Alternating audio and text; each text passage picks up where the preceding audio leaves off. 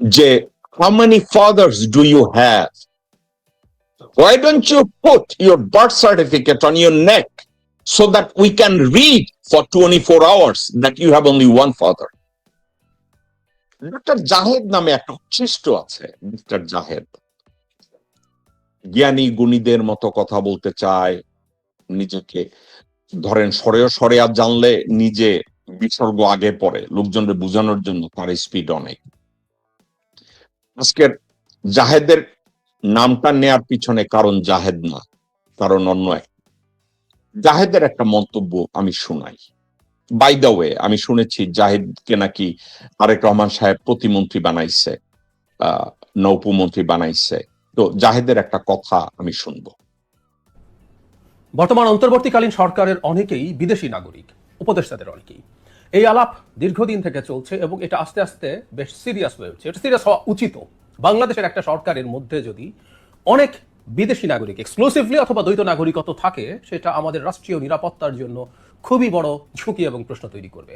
কিন্তু স্বাভাবিকভাবেই এই ডিবেটটা সবচেয়ে বেশি হয়েছে ডক্টর খলিলুর রহমানকে ঘিরে, কারণ তিনি অত্যন্ত সেন্সিটিভ দুটো জায়গায় এখন আছেন। একটা রোহিঙ্গা বিষয়ক হাই রিপ্রেজেন্টেটিভ ছিলেন, সেটা যেমন তেমন হোক। এরপর তিনি জাতীয় নিরাপত্তা উপদেষ্টা হয়েছেন এনএসএ, এবং তিনি ডিফেন্স মিনিস্ট্রি সামলাতে ডক্টর ইউনূসকে সাহায্য করবেন, এই রকম একটা দায়িত্ব তাকে দেয়া হয়েছে সর্বশেষ প্রজ্ঞাপনে। গতকাল আমি ভুল না করে থাকলে জনাব সালাউদ্দিন আহমেদ বিএনপি নেতা তার এই নাগরিকত্বের দিকটাকে ইন্ডিকেট করেছেন এবং ডক্টর খলিল এটার জবাব দিয়েছেন দেখলাম আজ, এবং এই জবাবটা আমি আসলে সন্তুষ্ট নই। সে প্রসঙ্গে কয়েকটা কথা একটু বলতে চাই। জনাব সালাউদ্দিন আহমেদ গতকাল বলছেন আপনার সরকারে একজন, ডক্টর ইউনূসকে উদ্দেশ্য করে, আপনার সরকারে একজন বিদেশি নাগরিককে জাতীয় নিরাপত্তা উপদেষ্টা করেছেন। আপনার কি সেই আক্কেল জ্ঞান নেই? একজন বিদেশি নাগরিকের কাছে এই দেশের সেনাবাহিনী কিভাবে নিরাপত্তা সংক্রান্ত রিপোর্ট প্রদান করবে? এই বক্তব্যের জবাব দিয়েছেন এবং হেডলাইনটা এরকম যে বিদেশি নাগরিকত্ব থাকার দাবি প্রত্যাখ্যান খলিলুরের। ইউএনবিতে এই নিউজটা দেখছি।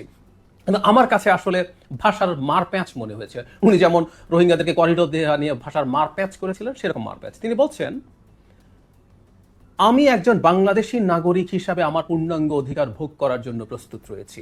এই অভিযোগ যিনি করেছেন তাকে সেটি প্রমাণ করতে হবে, প্রয়োজনে আদালতের মাধ্যমে এটি প্রমাণ করতে হবে, এটা বলছেন তিনি। তিনি বাংলাদেশী নাগরিক হতেই পারেন, আমাদের অনেকেরই দ্বৈত নাগরিকত্ব থাকে এবং আমেরিকান নাগরিকত্ব নেওয়ার জন্য তার অন্য দেশের নাগরিকত্ব সারেন্ডার করতে হয় না যদি তিনি মার্কিন নাগরিক হন।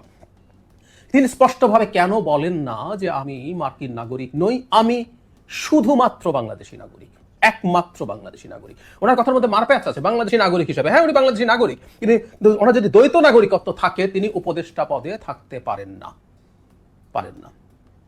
আমাদের সংবিধান এটা সমর্থন করে না। এর মধ্যে কিছু একটা কথা আপনাদেরকে আমি বলি,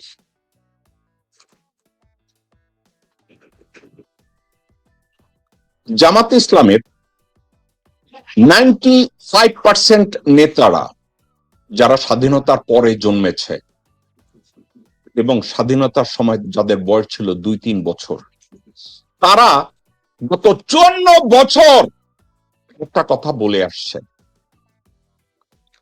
আমরা রাজাকার না, আমরা বাংলাদেশের নাগরিক, জন্ম নেয়া নাগরিক, বাংলাদেশের প্রতি নাগরিক হিসাবে বাংলাদেশের প্রতি বশ্যতা স্বীকার করি এবং 71 সালের যুদ্ধে পাকিস্তানিদের ভূমিকার নিন্দা করি। 54 বছর এটা করেছে, কিন্তু আজ অবধি যে কোনো জামাত বা শিবিরের লোককে দেখলে এখনো কি বলা হয় না তুই রাজাকার, তুই রাজাকার?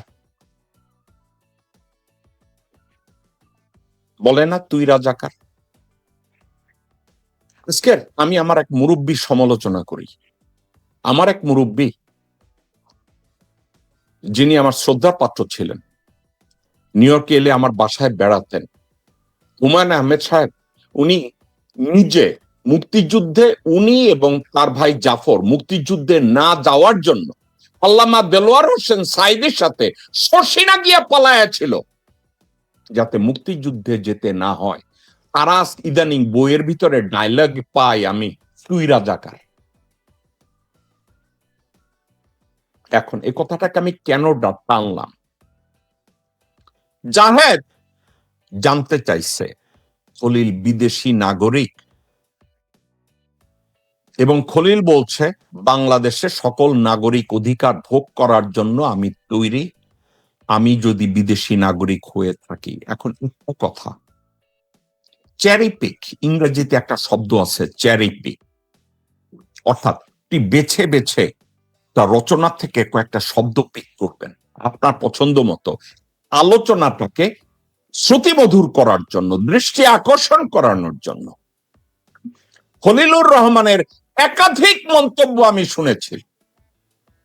উনি বলেছেন উনি বাংলাদেশের নাগরিক, উনি অন্য কোনো দেশের নাগরিক না, আমেরিকা তো না। উনি যদি বলে আমি বাংলাদেশের নাগরিক এবং অন্য কোনো দেশের নাগরিক না, জাহেদের মতো উচ্ছিষ্টরা, জাহেদের মতো বহুগামী পিতার সন্তানেরা একটা সামান্য কথাকে, প্রয়োজনীয় কথাটাকে মূল্যায়ন না করে তারা অবমূল্যায়ন করে একটা টকিং পয়েন্ট বা ন্যারেটিভ তারা তৈরি করতে চায়। খলিলুর রহমানের কথা উনি বলেছেন। এখন উনি এই জাহেদ, আজকের যদি জাহেদের কাছে কেউ কথা জিজ্ঞাসা করে, জাহেদ এই মুহূর্তে আজকের 2026 সালের ফেব্রুয়ারি মাসের 18 তারিখে জাহেদ খলিলুর রহমান সম্পর্কে আপনার মন্তব্য কি,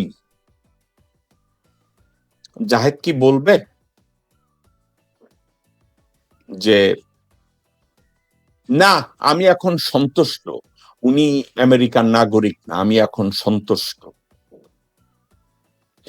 জাহেদ এজন্য বলবে না সে সন্তুষ্ট, কারণ খলিল সাহেব তার কোনো পাসপোর্টও দেখায় নাই, তার কাছে কোনো কথাও বলে নাই, কিন্তু জাহেদ বলবে সে সন্তুষ্ট।